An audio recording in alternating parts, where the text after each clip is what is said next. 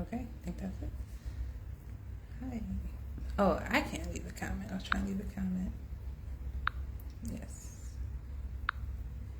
Hey, everybody. Happy Tuesday. It's Tuesday, October 7th. Happy Tuesday. How are you? I hope you are doing well and very well. I just wanted to come on and share some things with you, share some thoughts with you.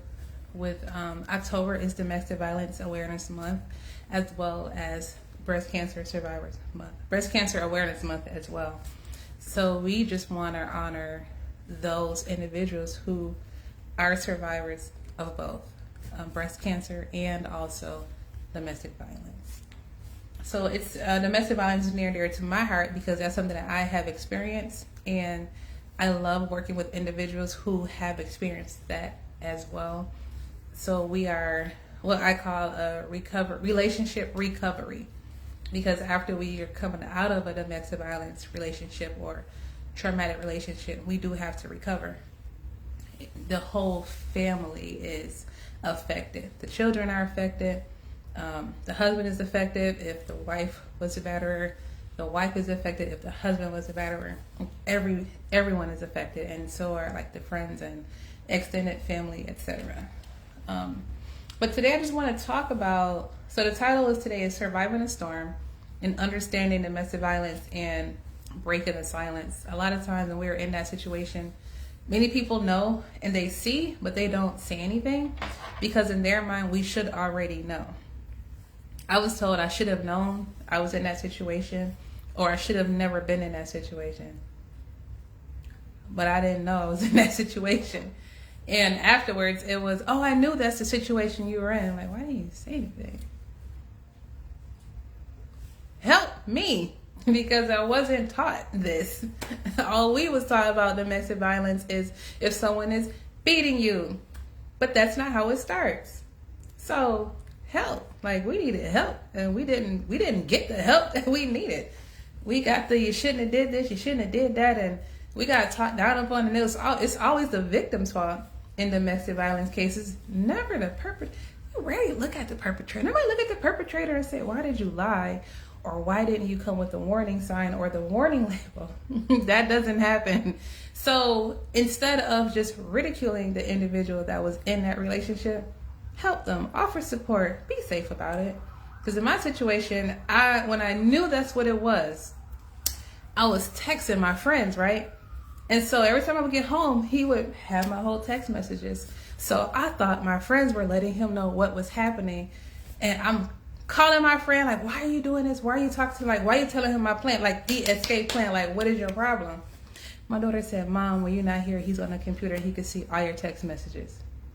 He had my location, can read my text messages. So I couldn't win, okay? Couldn't win at all. Couldn't win. That was crazy. That's why I don't like Apple products to this day. I know it's not the product, but that's what he had. That's what he used. So I don't like it. So yes, so October is Domestic Violence Awareness Month, and so I just wanted to give us some insight on it because it is overshadowed with Breast Cancer Awareness Month, and we don't always have too many places where we can come together and talk about it. We don't have too much education surrounding it at all. And again, it's always, why didn't they leave sooner? Why didn't they know? Well, they didn't leave sooner or no, because no one is out here teaching this. And so I just want to, we could say a prayer before we get started, just in case it brings up anything. So Lord, in case it brings up, anything for someone, just let them know that they are comforted. Let them know that you're always with them. Let them know that we have a support here in this group. And that what happened to them was the past, and they are definitely not what happened to them. You guys are not what happened to you. Okay, so domestic violence. Okay, so I don't mean physical all the time, because that's not how it starts. It starts off with isolation. And when I say isolation, I mean they're always wanting to spend time with you, always wanting to spend time with you and the children, which is great. Okay, it's great. Oh, they want to be a family. They want it to just be you and me. Oh my gosh, this is so great. However, there's a plan behind it, because these individuals have their PhD in manipulation. So they have a plan behind it. We don't know the plan. Like, we don't know that's what they're doing. But this is exactly what they're doing. PhD in manipulation. Belittling. It's very, very little. Man, I thought you were smart and you would knew that. So you didn't know that? Okay, well, let me help you. Oh man, so you have your master's degree or your bachelor's degree or whatever. You've been here in so long. I thought you would have known all of this by now. Just that little belittling. I thought you was taking care of yourself more, or whatever that belittling is for you. Just crossing that boundary. So subtle to be like joking or very serious. So that's something to look out for as well. And if they do it enough and in a cunning way enough, we're going to overlook that. Because these are the individuals that can go swimming and not get wet. I said what I said. Controlling your money if you're sharing one account. And I go back to isolating you from your family and your friends. And again, it can be seen oftentimes as wanting to spend time with you or wanting to be a family or just wanting it to be us. And it's nothing wrong with that, because when you are in a relationship, you want to spend a lot of time with that individual that you're with. However, they have a hidden agenda. We may not know what that is, but they have one. And again, they have their PhD in manipulation. So getting into these domestic violence relationships is not difficult to get into. And again, when individuals hear that's what's happening to you, they blame you. Why didn't you leave sooner? Why didn't you know? It's your fault. And everything that comes along with it. And again, really look at the perpetrator. We really look at them. So if we're not educating ourselves on this, and if we're not teaching the next generation behind us, they will continue to get into these situations and cycles as well. And it's definitely all about control. It's all about control. And so once that isolating comes, the love bombing comes, the one that spends so much time with you comes, the one to control your finances, and that belittling and that subtle, like, it's your fault, I'm this way, I wouldn't be like this if you didn't type thing. Those are some of the things to look out for. And if we were in that situation like I was, you can look back and replay that tape. And that's why they say that hindsight is 20/20. I say, I seen it. And I used to say, well, why didn't I leave? Again, I had no idea. Because the people that knew was looking at me wondering why I wasn't leaving, but they also wasn't coming to educate me either. They were just waiting for me to get out to say, all the negativity to me. I'm like, I'm hurting and trying to heal, and that's all you got? I didn't ask you for your opinion, no way. Again, y'all, I was cussing at the time, so I didn't care who you was, so that's what that is. So here I have Black women experience domestic violence at higher rates than white women. And many of us are taught to stay silent, to just endure because we got to give grace. To protect the image of the family or community, we don't like to call the police because we know what the police do to our Black men. Did call the police once, and I was like, I don't need it. Because again, I'm like, what are y'all gonna do? Because they can be sketchy. However, it wasn't a life or death situation, or they really would have went to jail.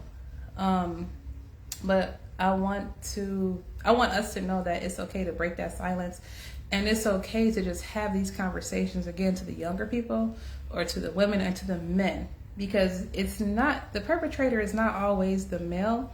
Females are perpetrators as well. So if you have young sons, nephews, cousins, godsons, also teach them this and teach them about the love bombing, the gaslighting as well, and what it looks like, because we don't want to see our friends or family members being manipulated.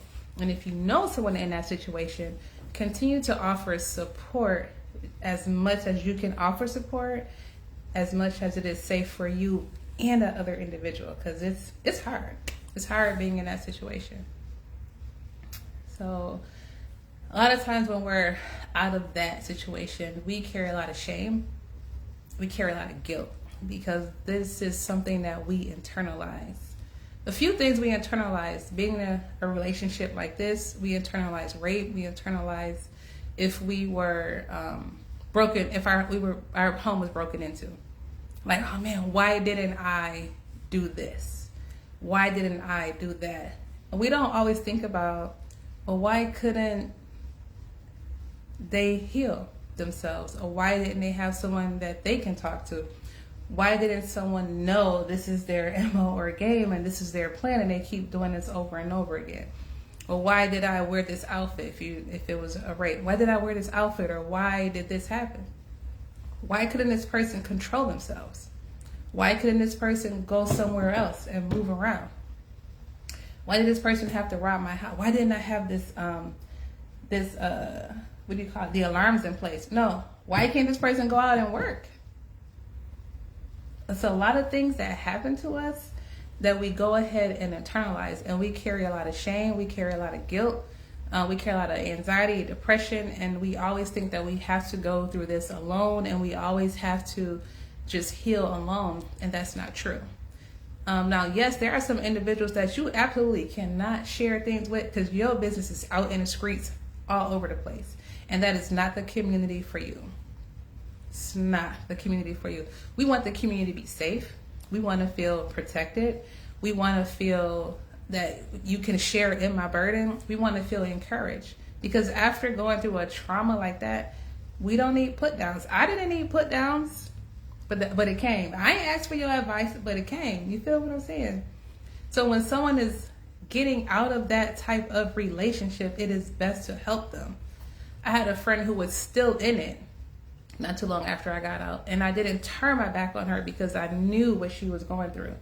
And so after she got out of that situation, she said, thank you for not leaving me and not turning your back on me. And I said, I didn't, because I know what that's like, and it's so hard. And the saying is true. The most dangerous time is when you are leaving or have left. The most dangerous time. My niece was murdered a few years back because she left the guy. She didn't want to be with him.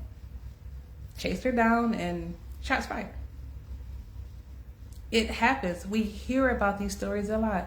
So many women that we hear about. So many women. We hear more about the women. We don't always hear about the men. So many women that we know have been murdered, deleted off this earth because they left a domestic violence situation. And in the comments, if we see it on social media in the comments, why didn't they leave sooner? They did leave, and this is what happened. Orders of protection doesn't always protect. It's just, hey, I have this in place, so if you're near me, the police know. Things still happen. If we see females running over men, they left or didn't want to be in a situation, or maybe got caught up. We see females in the head. These things do happen, and it's a dangerous time when these individuals are leaving that situation or that relationship, because again, it's about that power and control. There's a whole power and control wheel that I'll also put here in the group so we can definitely take a look at it. Like, it's alarming. And as I said earlier, when my daughter was in middle school, she's 24 now, one of her friends were in these relationships. She spoke to me about it. And because they knew I was a therapist and I always sent them different resources, I said, hey, send these to your friends in case they start dating. You'll be dating soon. And just let them know, what to look out for. We really wanted to get that information to one of her friends. She got the information, told my daughter, hey, I think this is me. I'm going to go home and talk to her parents. And my daughter texted me that. I was so happy because I was going to call her parents and say, I think you need to talk to her about this. So when she went and spoke to her parents were upset with her. And so I called them and I said, it's a teaching moment. Not that that's how you live or how you present your marriage, but teach your child. Because we're not having these conversations with our children about this is a healthy relationship. This is what to look out for. This is how you know it's unhealthy. This is how you know this individual is a toxic individual or is a negative individual to be around. This is how you know you're in an abusive and traumatic relationship. Because again, that's not the life we want for ourselves, our children, nieces, nephews, etc., etc., etc. And we definitely need to know the signs. We have to equip ourselves with the signs And we definitely have to stop victim blaming. And if this is you, like it was me, we have to learn how to move through that shame and that guilt that we put on ourselves. But how come I didn't know? Well, because we weren't taught. We weren't looking for this. We had no idea. Because why would someone want to hurt me? And again, these individuals have their PhD in manipulation and can go swimming without getting wet. That's how slick some individuals are. And again, so when we are healing from this type of situation, we do need a community around us.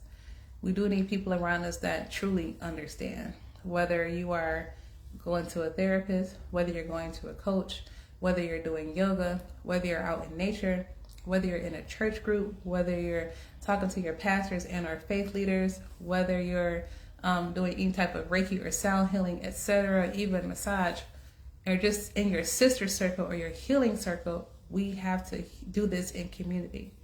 We don't want you to do this by yourself. We want you to know that it's not your fault. There's nothing that you did to cause this to come on you.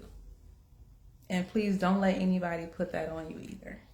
There's nothing that you did to cause an individual to perpetrate on you. And please do not let anyone put that on you either.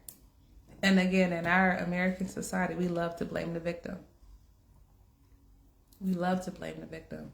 We rarely ever look at the perpetrator. These individuals are so cunning. They're so charming. They are so nice. They're upstanding citizens in the community. Sometimes they're prominent in the community. So who's really going to believe you over them?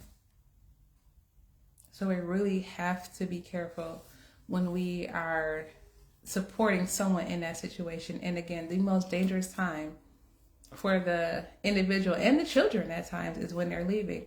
We see a lot children are unalived by their parents. And also the ex-spouse or soon-to-be ex-spouse or whatever was happening. We see it a lot. We see it constantly. We see it a lot. And so when we are the survivors, we are the ones left again with that guilt and with that shame. And we hear all the negativity from individuals that we didn't even ask you. We're just trying to heal them. We're trying not to make the same mistake again, to get back into the situation. We're trying to trust ourselves again. We're trying to love ourselves. We're trying to forgive ourselves. Now that's self-forgiveness. When we think it's our fault, we blaming ourselves like heavy. That's hard. Because why I gotta forgive myself? It's my fault. I got into this situation anyway. Why didn't I know? Why couldn't I see? Why was I so blah, blah, blah, blah, blah, blah? You know, we go down this spiral. And so it's so hard at times to come back from that. So again, heal in community. Find you a community. Find you some individuals that's going to help you, not hurt you or harm you in this process, and not have your business out there in the streets. But find you someone that's going to help you, someone that's going to listen, someone that you can speak to, someone that's going to point you in the right direction. Point you in the right direction. It's hard, y'all. It's difficult. And at times when you're getting into relationships, that always comes back to mind. Well, let me check this person out. Well, let me see how long they're going to keep this up. Let me put them through this test. Let me just blah, blah, blah, blah, blah. We're still healing from certain things, and we heal in relationships. As we get into relationships and we begin to share our lives with other people, whether it's a romantic relationship or friendship, or whether it's peers or workplace, because there's trauma that happens in the workplace. Also, when we get into these relationships, we really have an understanding of other things that we need to work on. We're like, oh, I thought this didn't bother me anymore. Let me kind of reflect on this and see what's going on and what's happening. And it's healthy to do that. It's healthy to do that. So if you have any questions, you can drop it in the chat. And if you this is a replay, it's okay. I'll go back and I will check it just to answer the questions that you may have. And so I just want us to take a moment and just do some affirmations and just speak life over yourself. Like one thing that helped me after that relationship was therapy. I did go to therapy. And I learned how to do affirmations, and I learned how to speak life over myself.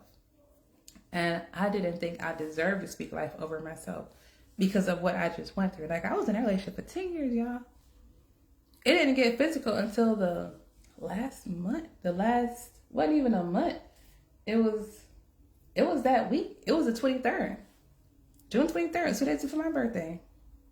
Will never forget that day of 2013, because that was the year my father died and grandmother died before this incident. So I'll never forget. I had a phone.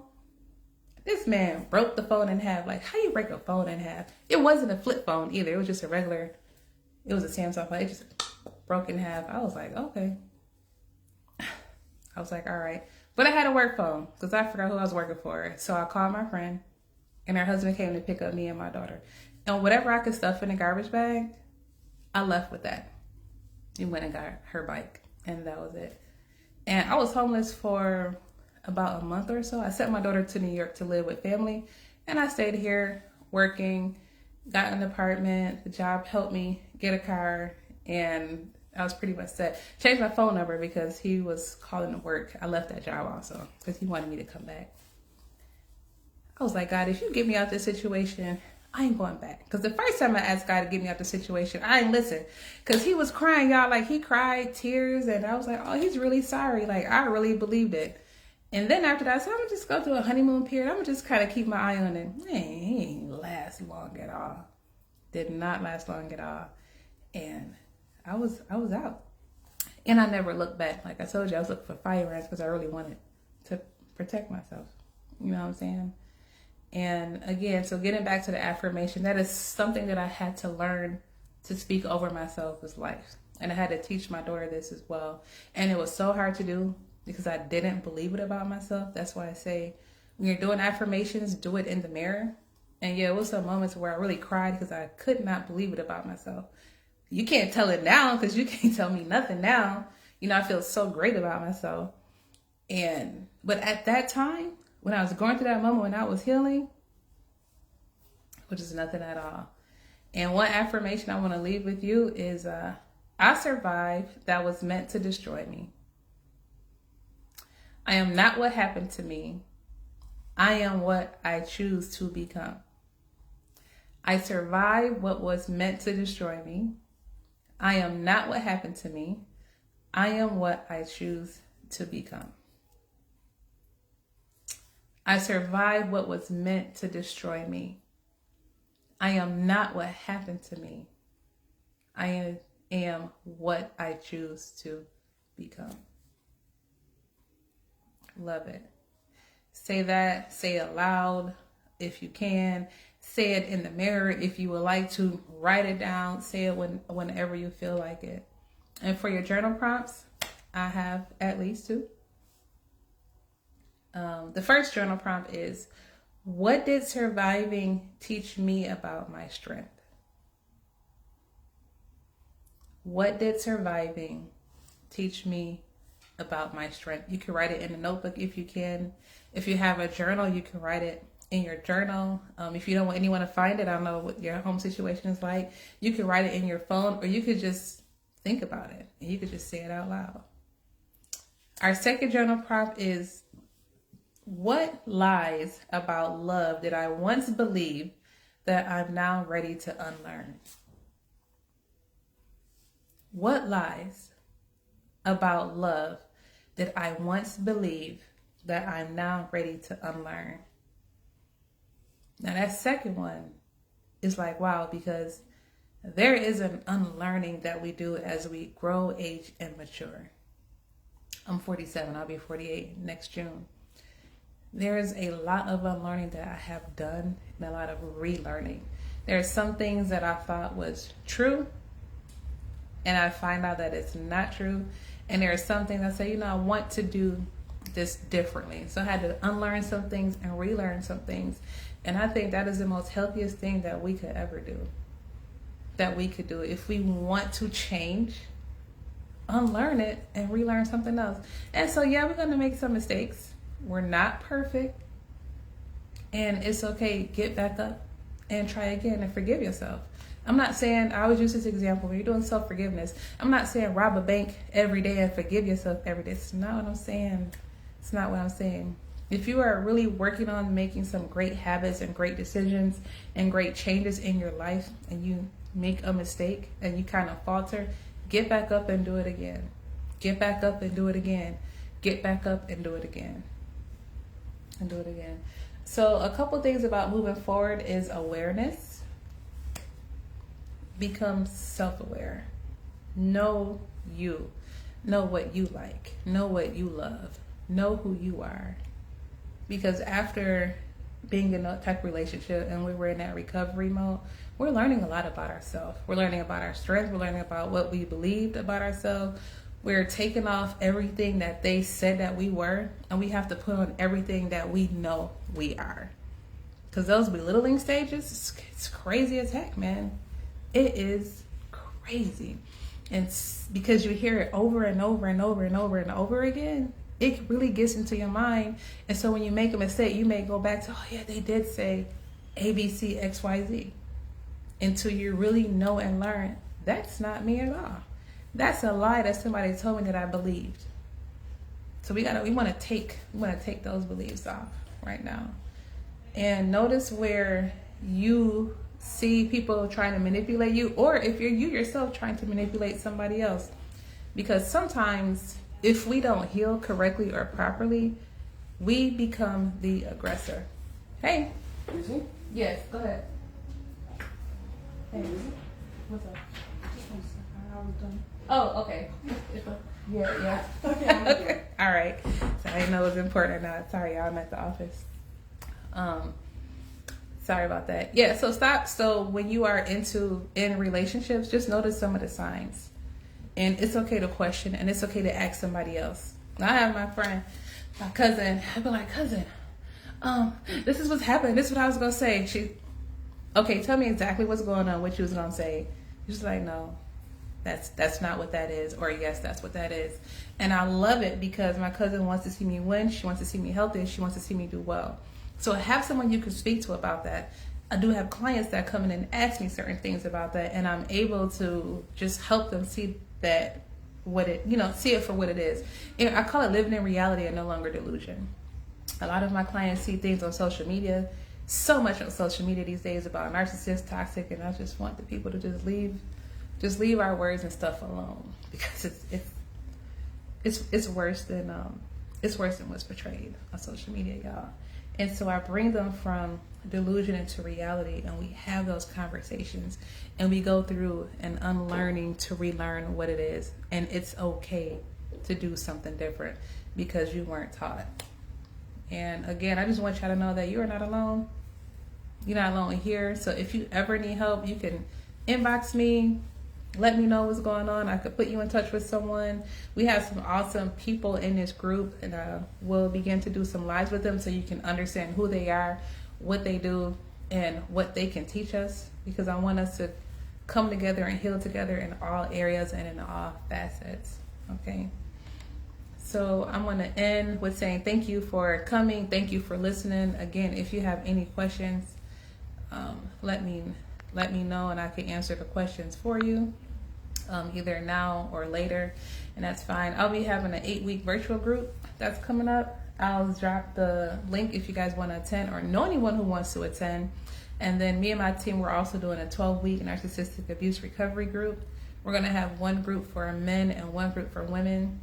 It'll also include some one-on-one coaching, just because there's a lot of individuals, men and women, that's coming in that are getting out of these relationships, and the things we hear, it's like, man, I'm so sorry this happened. Like, your heart just breaks for the individuals, and so they need a community, and so that's what they're looking for. So again, you are definitely not what happened to you. There's nothing wrong with you. Some things happen to you. That's what we say in our therapy world. It's not what's wrong with you, it's what happened to you.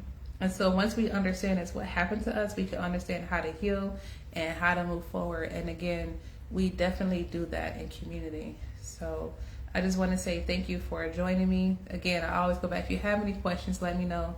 No question is a dumb or stupid question. Please teach your loved ones about healthy relationships. Teach them about healthy relationships. This is what a healthy relationship is. Also teach them about boundaries as well. I didn't know I had boundaries. I know. I'm like, what is a boundary? In my family, have a boundary as a children?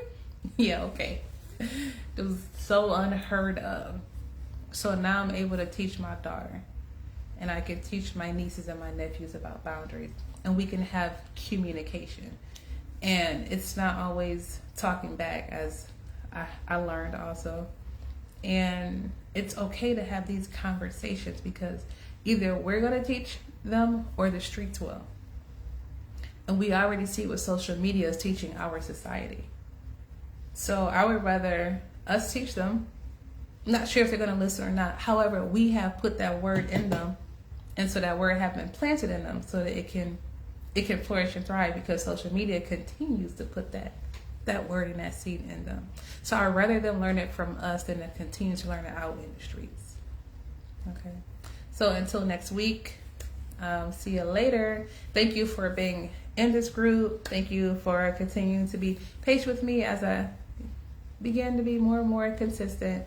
And again, like this topic is so near and dear to my heart because of my situation, because of what happened to my niece and other individuals, men and women in our family, and people that I know that have went through this, that may no longer be living or are surviving and have survived and recovered, or is in a relationship recovery period now, and we're thriving.